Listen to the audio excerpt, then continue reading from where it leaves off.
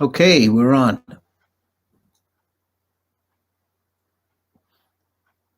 Well, 6 minutes to start. Got a few people in already.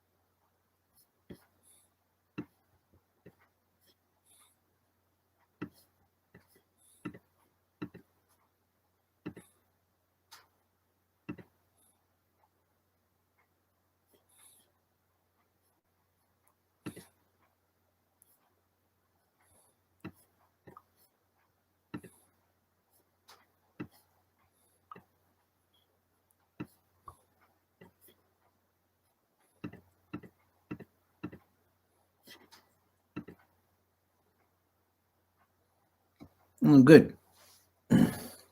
Glad you liked it.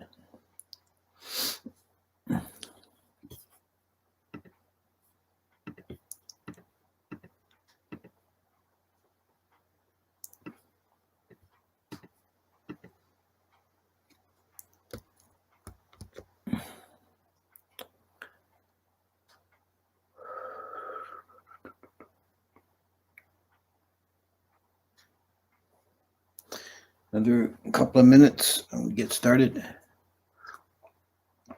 There's still more people popping in.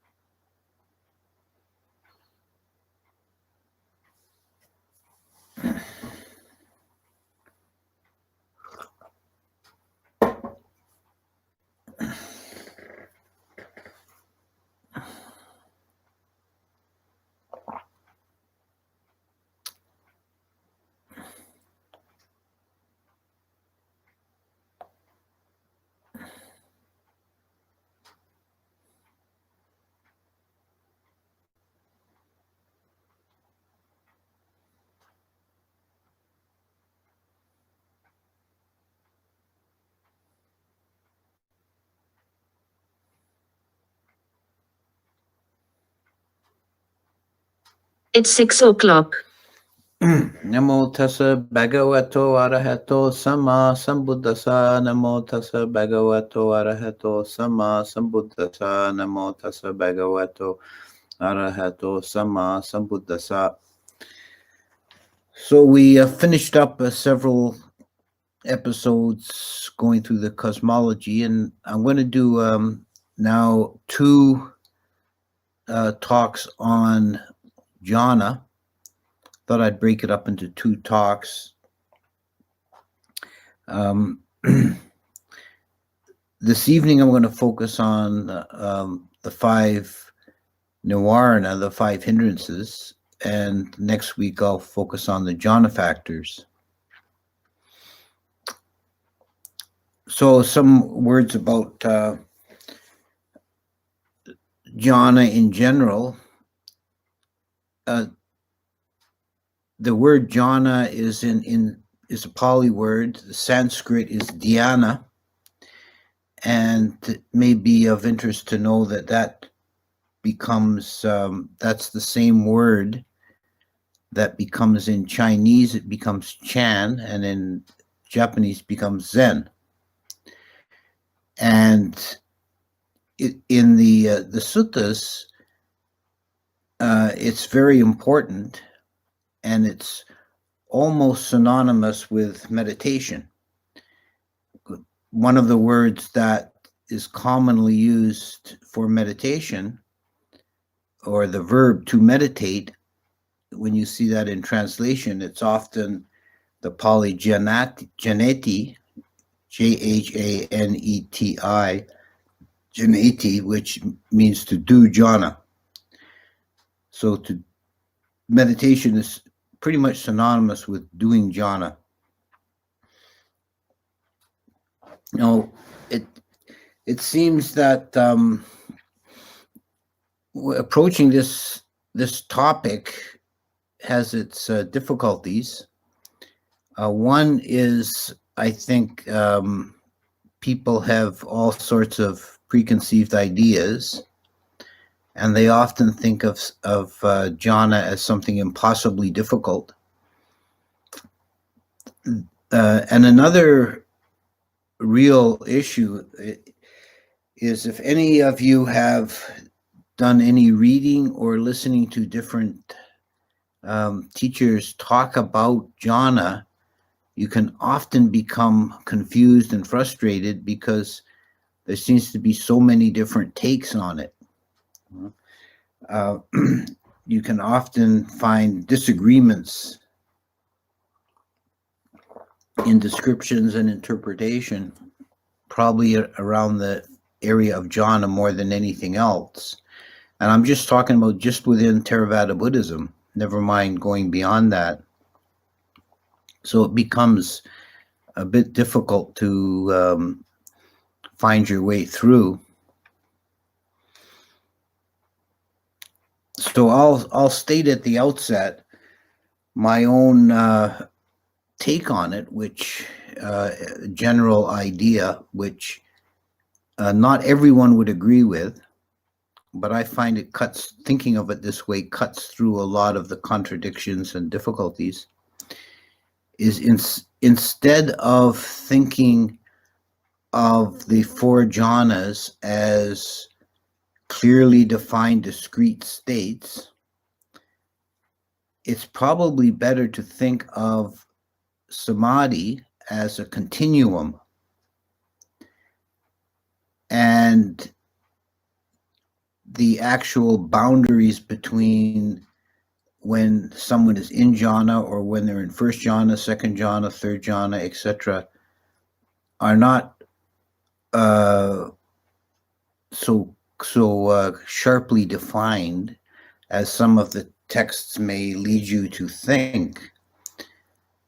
And this, if you approach it in thinking about it in that way, that resolves a lot of the contradictions between different teachers, because you can think, now here's this spectrum of mind states from the ordinary mind through the four jhanas, and one teacher may define first jhana as, say, this portion of the spectrum, but the other teacher may be defining it as this spectrum.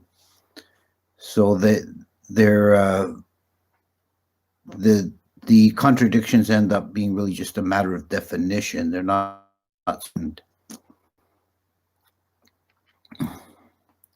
The quality of samadhi is what underlies the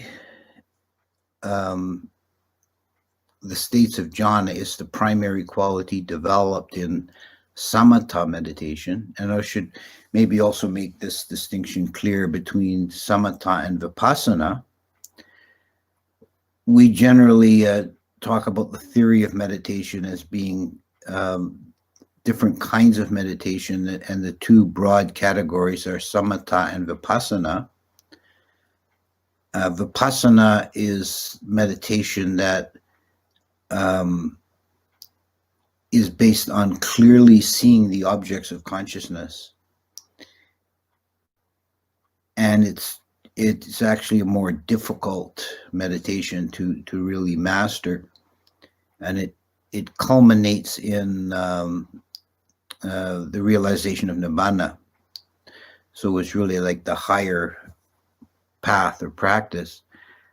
Jhana meditation is based on, or samatha, it's called, is based on the practice of taking a arbitrarily chosen object, such as the breath or a kasina. There are many different possibilities of what you can focus on, and attempting to stabilize and unify the mind on that single object.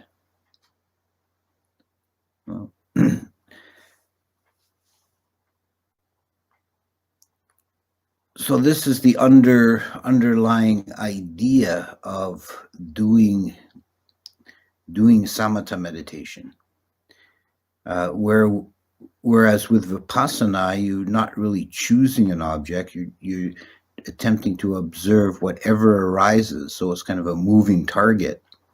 With samatha meditation, when you sit down to do a session of samatha, you will deliberately choose an object, such as the breath. That's probably the most common one we do.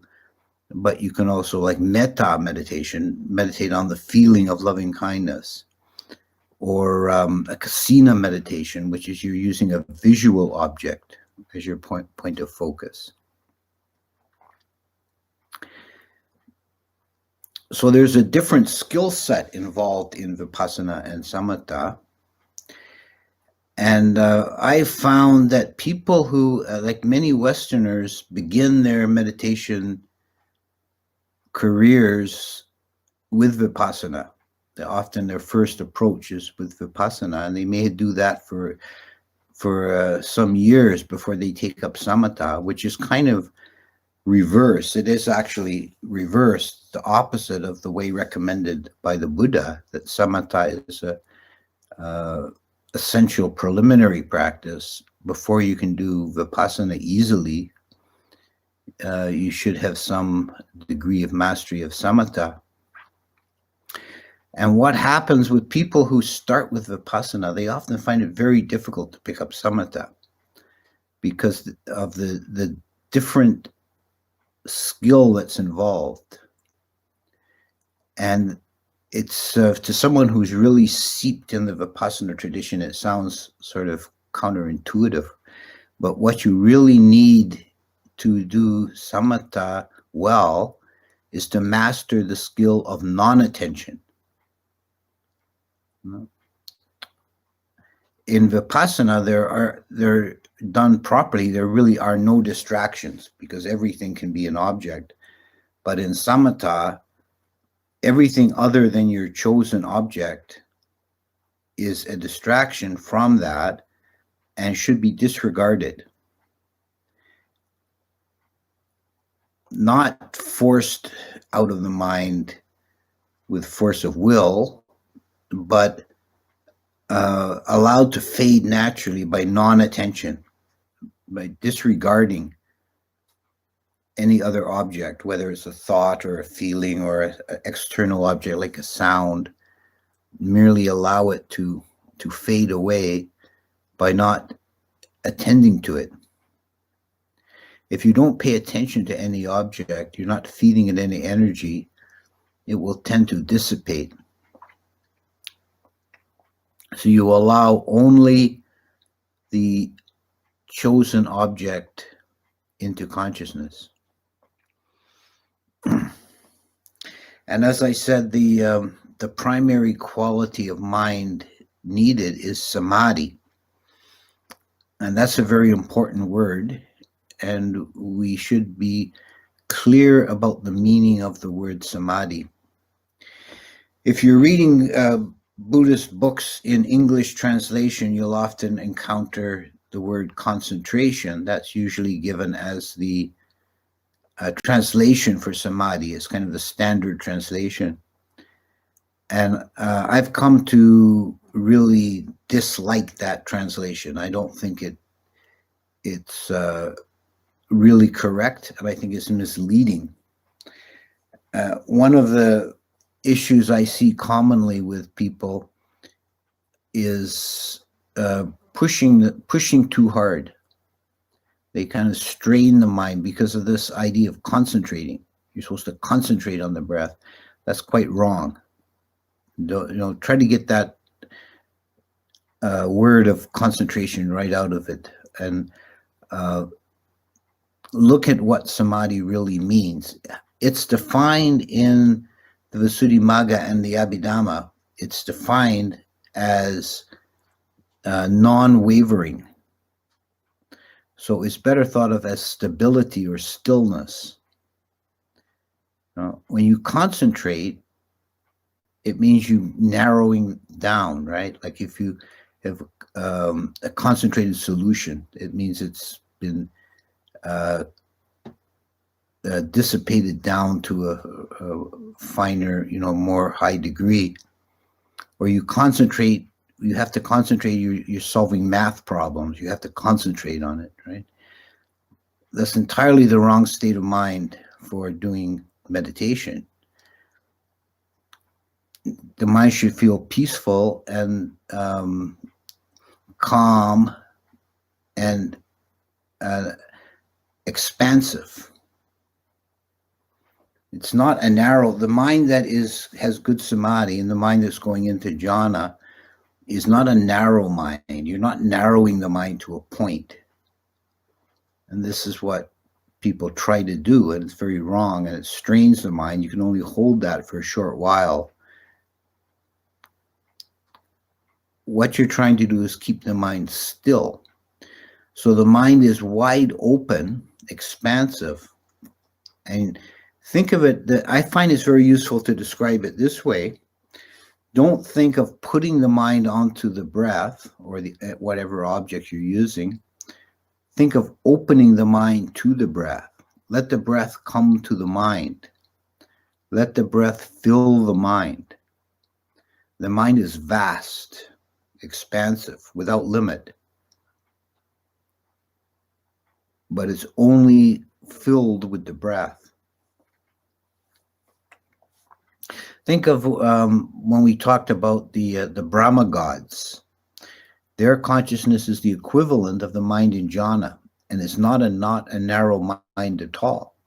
A Brahma god can contemplate 10,000 world systems. So his mind is huge, hugely expansive. It's vast. And that's the mind with good samadhi. But its characteristic is it's still. It's not jumping from object to object. It remains stable like the rock of Gibraltar on a single object. So that's the quality of samadhi.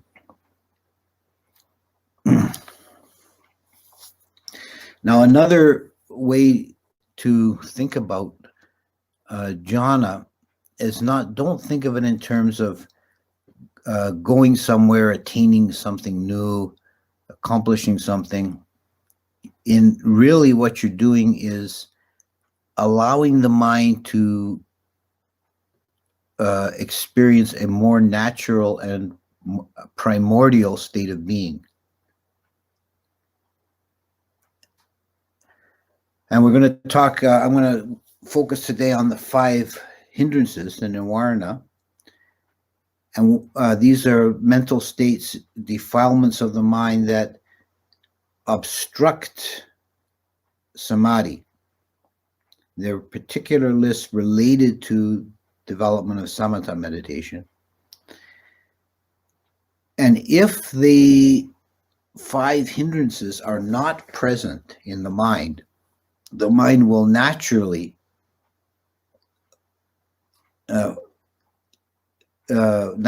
go into deeper samadhi. It's not like an effort to go there. Once the the nirvanas are made quiescent, when they're not active in the mind naturally goes into deeper samadhi because there's nothing hindering it from that.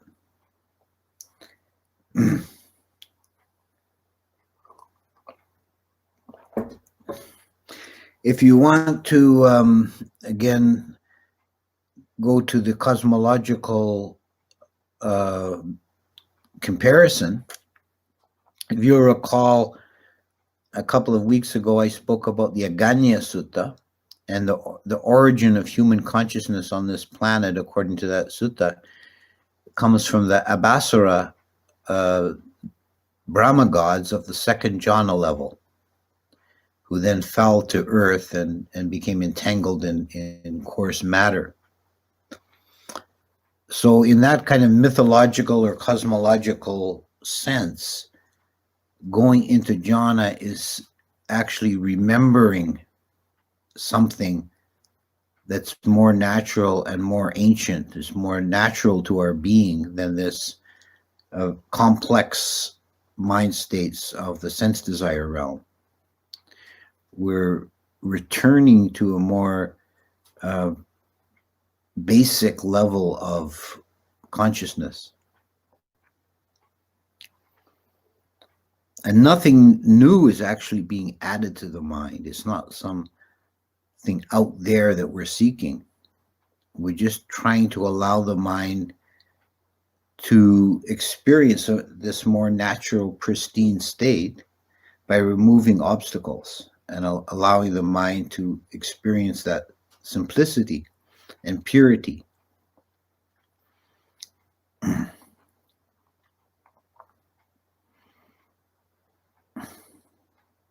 In the Abhidhamma, consciousness is defined as existing on 4 levels or planes, bhumi. Our ordinary consciousness as human beings is sense desire level consciousness. And higher than that is rupa bhumi, which is the level of the Brahma gods, and it's the level of jhana. So when you actually enter jhana, you are making a shift of level of consciousness. You're shifting gears, so to speak, into a higher level of consciousness.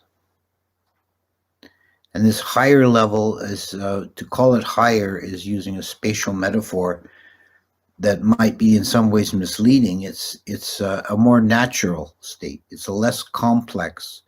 It's a simpler, pure, more immediate state of being. And our ordinary default level of consciousness here as human beings is sense desire realm. We are relating to the external world and to our own bodies and our mental activities primarily through the 5 physical senses. Our experience, our goals, our desires, our thoughts and feelings all center around the senses, the 5 senses. even the sixth sense, the mental sense, mostly works with imagined or remembered physical sense objects. So we're very obsessed and caught up in the senses.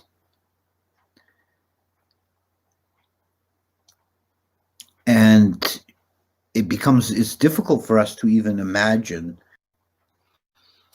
Oh, YouTube is telling me my connection is getting dodgy. It looks like it's back. One of the advantages of jhana is that by stepping outside of the sense desire level, we gain a greater understanding of it. It's like looking down at it from a mountaintop, looking down at the village from a mountaintop. We're stepping outside of that. So we're experiencing a more basic level of mind that's not confused by the senses.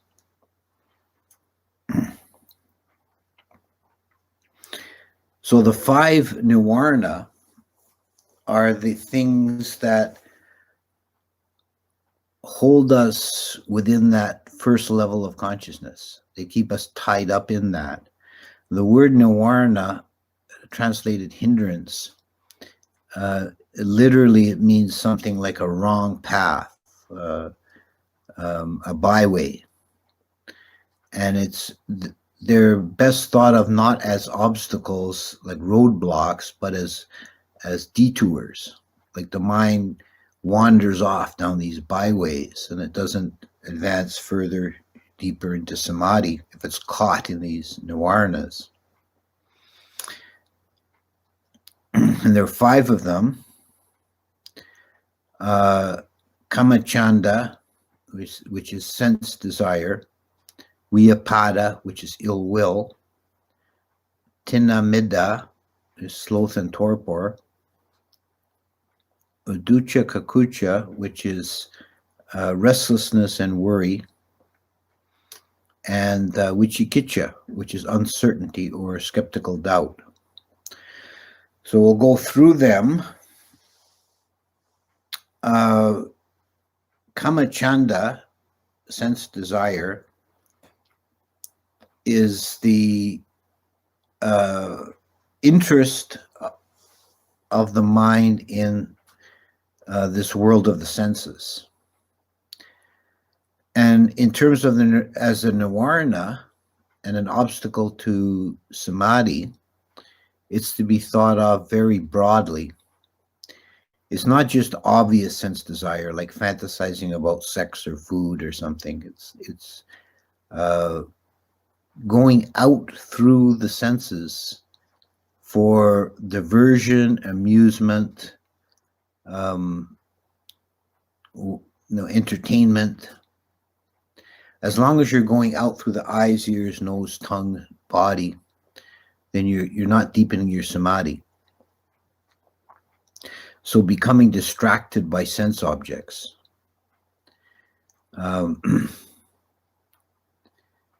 There's a story in, I think it's in the Samyutta Nikaya, is a monk who's practicing meditation in some remote place. And every day, a part of his daily routine, he takes a bath in a lotus pond. And one day he's there in the pond and he's smelling one of the lotuses. He bends over to smell the lotus.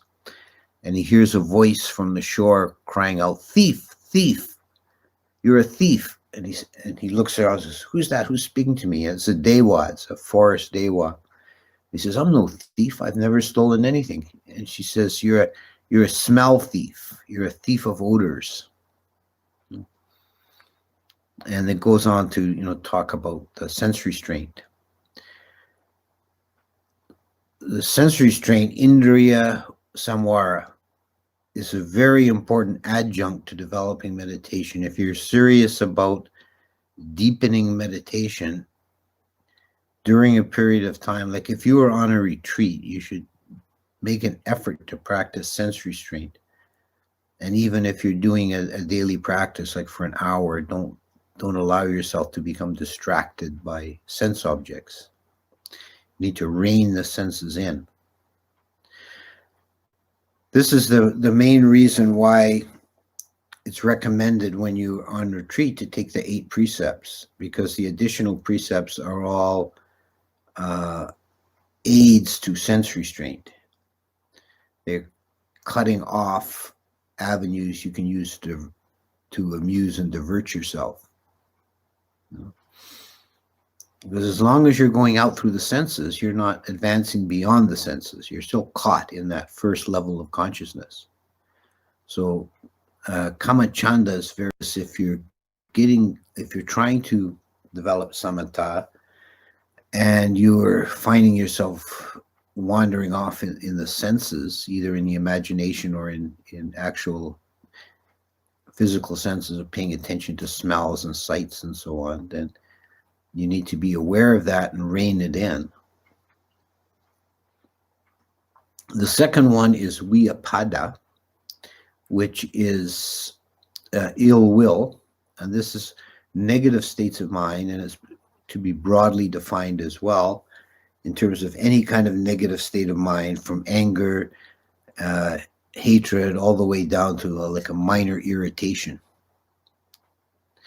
So if you find yourself when you're meditating becoming irritated by a buzzing fly or by a pain in your knee, or the room is too cold or too hot, then you're in the grip of vyapada. And this also keeps you locked into the sense desire realm. But on the negative side, your mind is complaining about imperfect conditions. And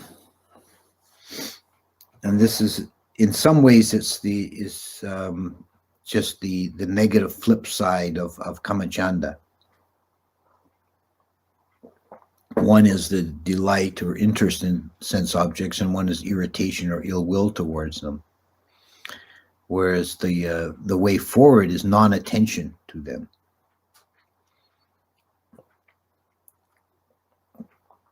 Tinamidda is translated sloth and torpor.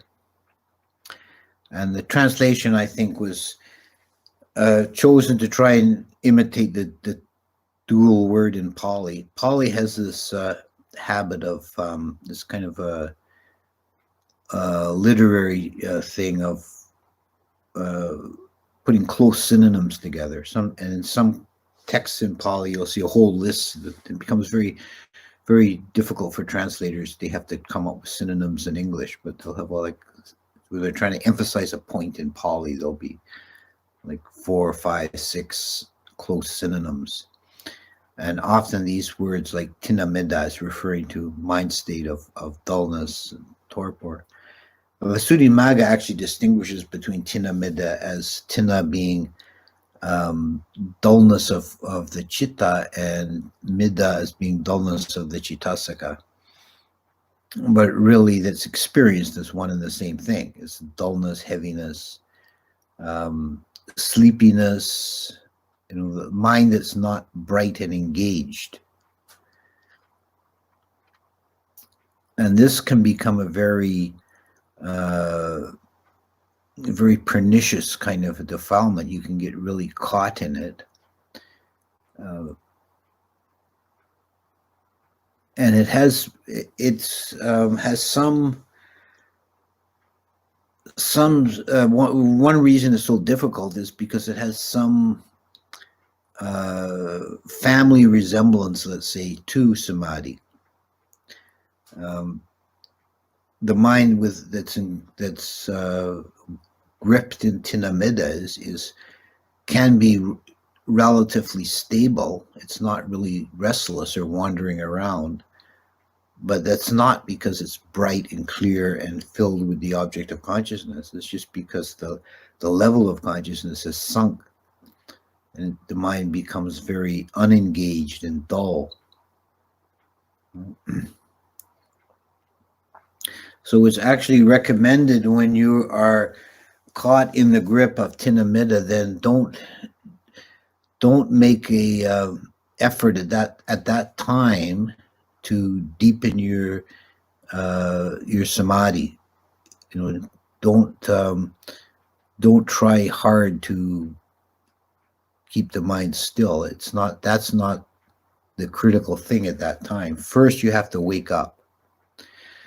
So whatever it takes to brighten the mind and shed the cobwebs is useful, even if it means kind of letting the reins off a little bit and opening up to a bit of distraction. First, you have to wake up. So first thing to notice when you find yourself getting dull in meditation is to pay attention to the posture. If you're bright and wide awake, clear, the posture is not that important. But if you're falling into dullness, you have to really first make an effort to sit up straight, keep the back straight, don't slouch. And you can do things like meditating with eyes open is very good to try and again, this allows in more distraction. So it's not deepening your samadhi, but you need to wake up. So letting light in. Light is very important for overcoming this. Get up and do walking meditation.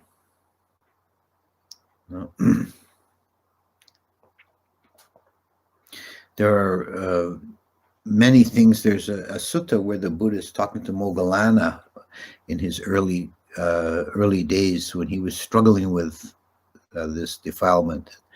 The Buddha gave him a whole list of things to try, such as splashing your face with cold water, going out of doors and looking at the stars. Now, these are all things, they're not conducive to samadhi as such. They're distractions, but they'll wake you up, and then you can get to work. One kind of curious one that's actually mentioned in the sutta is pull your earlobes. That may be a kind of, like a physical acupuncture trick sort of thing. There's one in the Tibetan text that talks about the similar thing is hold the tongue, curl the tongue back in the mouth and press it against the hard palate as far back as you can comfortably reach. That's a similar sort of thing. It activates some kind of a circuit in there.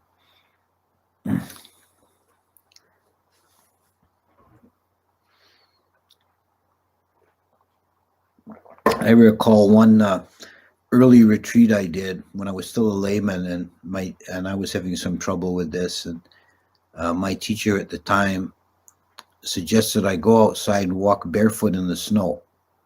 Now that worked. That works well for waking you up. So Tinamida. The next one is another compound word, uducha kakucha. And some of the translators have tried to copy that kind of rhyming sound of it by translating this as worry and flurry. Uducha is the defilement of restlessness, and kukucha is related. It's like the obsessive activity of the mind that occurs that we experience often as worry or anxiety, agitation in that way. So this is the opposite of tinamida. This is when the mind is spinning out. It's not, you're not able to sit still or keep the mind still. There's thoughts going hundreds every minute, and this, that, and the other, with monkey mind. And this is the opposite. This is the opposite of sloth and torpor, and it should be dealt with in the opposite way. With restlessness, it's very important to subdue restlessness by stillness. And this can be difficult because your whole body and mind feels at that time like it wants to move, and you need to make this supreme effort to sit still and keep the mind still. You never, this is an important thing to remember, is you never conquer restlessness by giving into it, by appeasing it. And this is something very common with meditators, is that they experiencing restlessness, so they tell themselves, my meditation is not going well now. If I get up and go for a walk, or do some housework, or read a book for a while, then I'll come back later and my meditation will be better. That doesn't work. You're just feeding the restlessness, and it'll come back again and again. You don't give into it. Your mind will come up with 101 things that are more important to be doing right now. Just ignore that. Just remain still. And then you get through to the other side of restlessness, and you'll experience peacefulness. But you have to subdue that restlessness. So it's you sit in a very still posture. Don't move. Keep your eyes shut, and really work on stabilizing the mind and deepening the samadhi. Whenever the mind wanders off, just bring it back to the object. Don't get upset with you. This is another important thing, is don't get upset with yourself because, I've wandered off. I've been thinking about this or that for the last few minutes. Don't get upset with yourself. Just bring yourself back again and again, as many times as necessary, to the object of concentration or samadhi, and try and develop that inner stillness. The last defilement in the list is vicikiccha, which is defined or translated as either uncertainty or as skeptical doubt. And this is the lack of, or opposite of, saddha, confidence or faith. So vicikiccha is the mind that is uncertain, particularly about the practice. And it's different. It's important to understand that this is different from having an open mind. That you don't need to have the answer, but you need to be open to it. If you are in the grip of vicikiccha, it's like there's a desire in the mind to be sure, to have an answer, but it can't find it. So it jumps back and forth between different possibilities. This uncertainty about the practice is the way it usually plays out in meditation. Like, am I doing this right? Is this the correct way to do this meditation? Am I doing something wrong here? Whereas if you just have faith in the process and the practice, and you just surrender yourself to it and just do it, any little difficulties will sort themselves out in time. You don't need to be a master of all the theory before you can sit down. There are many stories in some in Theravada texts, and some in stories from Ajahns, and stories from outside even of Buddhism, of a very common motif is that you have some great master who is surrounded by these learned students, and they're talking about some esoteric, abstruse doctrines, and there's some simple peasant or fisherman or somebody, uneducated, ignorant peasant who approaches the master full of faith and asks for the teachings. And the master is kind of dismissive of him. I just wanted to kind of get this bumpkin out of here so I can get back to discussing abstract theory. And he tells him, "Oh, go sit down and watch your breath." And this fellow was really grateful. He says, "Oh, thank you, master." And he goes off and practices that, just whatever the master told him, just a few words of instruction, and he attains to all sorts of deep states of accomplishment in no time, whereas the learned students struggle for years without getting anywhere. There's a lot of variations of this story. As the famous one is the Zen sixth patriarch, who was the ignorant, unlearned southerner who came to the monastery. And there's one in the biography of Ajahn Mun about the village people that were, one of the minor ethnic groups in northern Thailand who lived in a kind of primitive way. And they wondered they saw the monks were wandering through, and they saw the monks sitting, and they asked them, what are you doing? And Ajahn Mun says, "We're looking for Buddho." "What's Buddho?" "It's something we lost a long time ago, and we're trying to find it." "Can we look for Buddho too?" Yes. All you have to do is just sit down and just say Buddho, Buddho, Buddho as you breathe. And in no time, several of the monks or several of these villagers were having like second, third jhana experiences. And it was really quite amazing. And the reason for this rapid progress is faith. They have faith in the practice, so they just do it. They surrender themselves to it. So no witchy kitcha, no skeptical doubt, just do it. And I think really from my experience and observation of people that, how some people make good progress in meditation relatively quickly and some struggle for years and years. And I think that the degree of faith in the practice is really a very important defining factor, maybe the most important factor of how well they progress. So there are these 5 nivarnas that hold you back.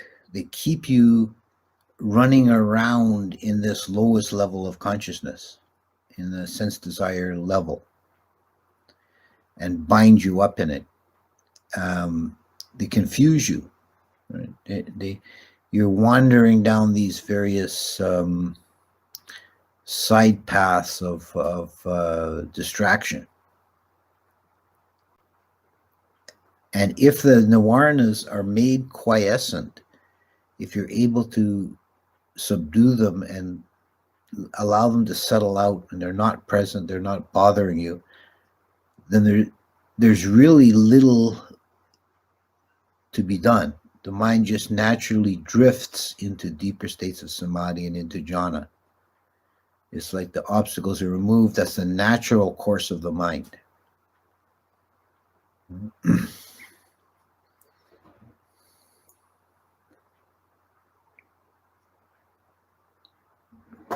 There's a set of similes for the 5 nivarna that kind of illustrate this point, that the clear mind is compared to a bowl of water, a bowl of clear water. And this is a simile, this is an image that the Buddha uses often, comparing the clear mind to water. And still, clear, pristine water, you can see the bottom of the bowl. If there's pebbles or something at the bottom of the bowl, you can see through it. It's clear. There's no obstruction. But what can prevent you from seeing through the water, the various things?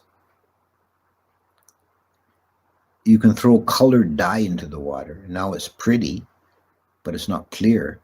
And that's compared to sense desire. Or the water can be boiling. So you've got heat up water and it foams and boils. That's like ill will.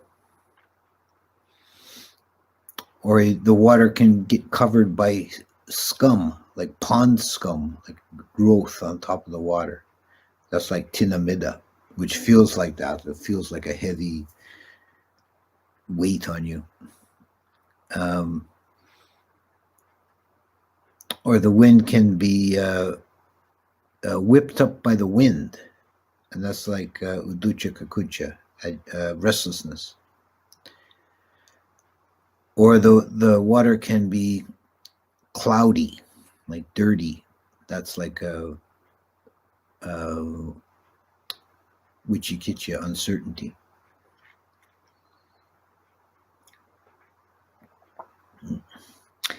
So that's, I think I'll stop there for this evening and take questions. And I'm going to continue this theme next week and talk about the jhana factors and the four jhanas. So this was an introduction to samatha practice and a focus on the five nivarana. Okay. So if there's any questions, put them in the chat and we'll try and deal with them. There's one here already.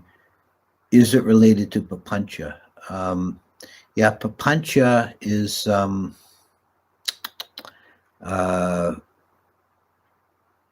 proliferation. It's often called in English. It's the tendency of the mind to spin out and wander and come up with wild ideas and schemes, one thing building on another. And that's yeah, it is very closely related to uducha, I would say, like restlessness. The mind, restless mind runs off with all sorts of things. What was the English word that correlates with pond scum? Well, pond scum is an English word. I don't know what, I don't understand your question.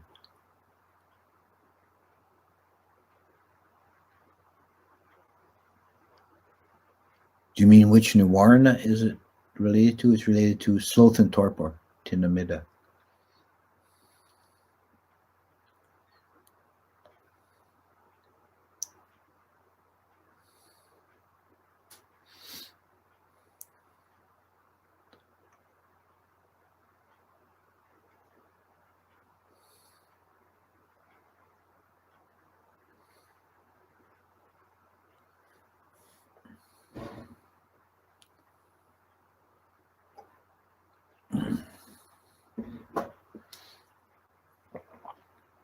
How were the outflows to the senses experienced, i.e., sensation of energy?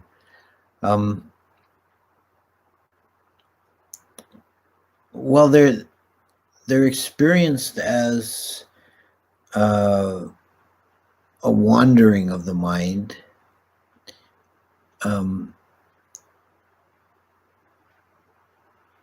There's kind of an impulse or a desire to go out through the senses. You find yourself, if you're doing walking meditation, you find yourself kind of looking around, looking at the trees or listening to the birds. That's kamachanda. That's the mind distracting itself with sense objects. And that's very natural for us at our level of consciousness. That's what we do. You know, and we're trying to get to a higher level of consciousness, and we've got to restrain that, not allow that impulse out.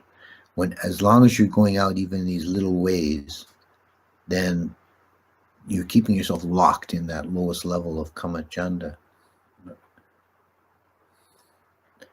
Unrelated question. Kama equals intentional act, but it's a commonly used to result of the action. Doesn't mean both. No, the use of kama to mean result of action is incorrect. It's common. That's become sort of the common usage in English. It's colloquial usage. You say that's his karma, you know. But that's not correct. The word in Pali for result of kama is vipaka. Kama is your action, what you do.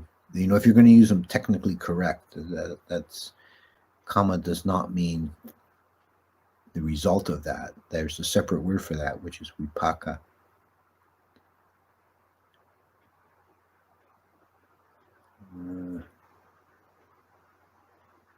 At what point in one's practice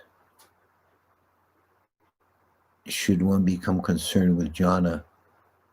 Can be too worried about jhana be overly distracting? No, it's not. It's there's not a problem. There's never a problem with developing samadhi. It's not something you get that'll do you any harm. It's always useful, and traditionally it's developed first. So like the first thing you do is samatha practice, and it's something you can carry on right through.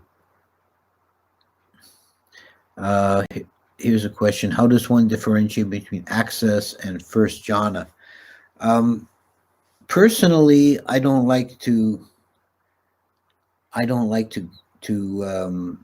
talk in terms of access concentration or neighborhood concentration.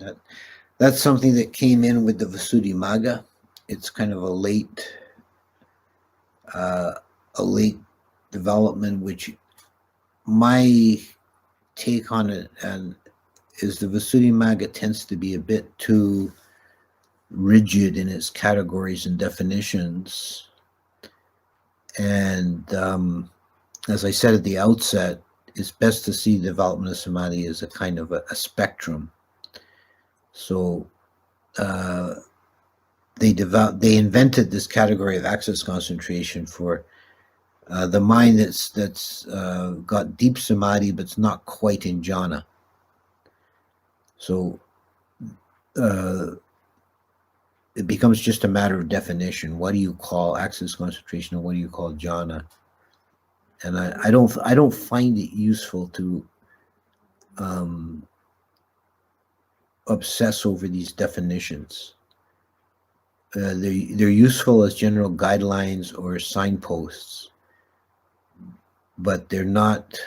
The practice, the actual experience, is not that crisply or clearly delineated as as some of these texts will lead you to believe.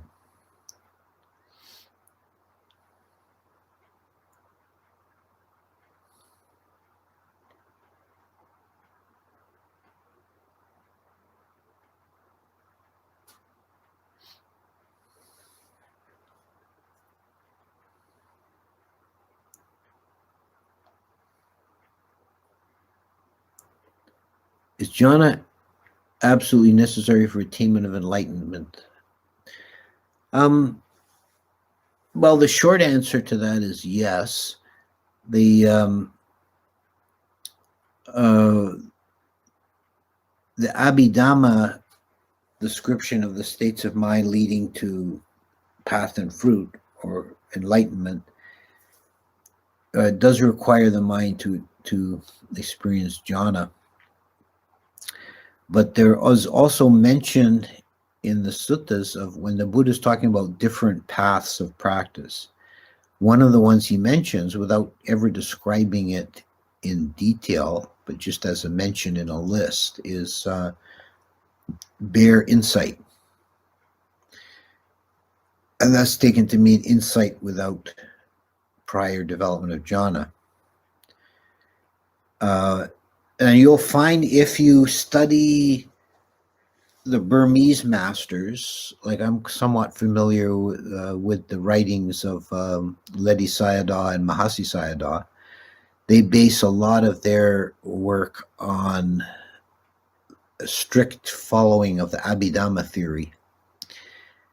But the Mahasi Sayadaw particularly, he also practiced and taught pretty much a straight Vipassana practice without prior development of jhana.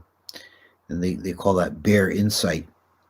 And he says in his writings that the mind that's really advanced in Vipassana is experiences momentary jhana on objects. And there's a momentary entry into jhana before enlightenment. So there's still that meets that Abhidhamma criterion. But if you go to the suttas, and when the Buddha talks about paths of practice, what he mostly talks about is some variations, but the one that he mostly goes back to is development of the four jhanas prior to the investigation and the experience of insight and enlightenment. And it seems like this, the development of jhana primes the mind, makes it workable, and makes the vipassana practice much more fruitful if you're coming out of a jhana. But there's another twist to it, is you can't do vipassana in jhana. You can't do any investigation while you're in jhana because the mind is too still. But the optimum time for doing investigation is after emergence from jhana. I have read that celibacy is a requirement for jhana attainment, but I can't remember specifically where. I don't think that it's like a lifestyle of celibacy is necessary for jhana, but certainly abstaining from sexual activity for a period of time